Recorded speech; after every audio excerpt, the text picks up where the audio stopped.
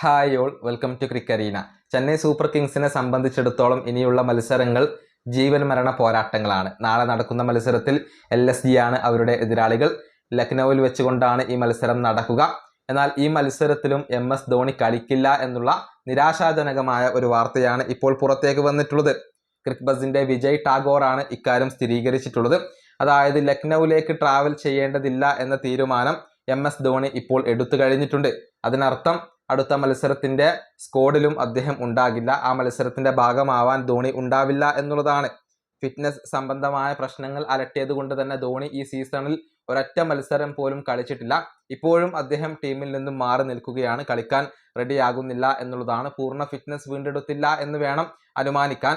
ഏതായാലും അദ്ദേഹം ഇപ്പോൾ ടീമിൽ നിന്നും മാറി നിൽക്കുകയാണ്, ലക്നൌവിലേക്ക് ട്രാവൽ ചെയ്യുന്നില്ല. ഇതുവരെ ഒരൊറ്റ മത്സരത്തിൽ പോലും ധോണിയെ കാണാൻ കഴിഞ്ഞില്ല എന്നുള്ളത് CSK ആരാധകരെ സംബന്ധിച്ചിടത്തോളം നിരാശ നൽകുന്ന കാര്യമാണ്.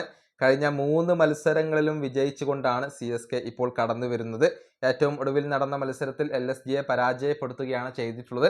5 വിക്കറ്റിന്റെ ഒരു വിജയമാണ് CSK നേടിയത്. അതേ ഒരു വിജയം ആവർത്തിക്കാൻ വേണ്ടിയാണ് ലക്നൌവിലേക്ക് ഇപ്പോൾ CSK ട്രാവൽ ചെയ്യുന്നത്. ഈ വീഡിയോ അവസാനിപ്പിക്കുന്നു. അടുത്തൊരു വീഡിയോ കാണാം.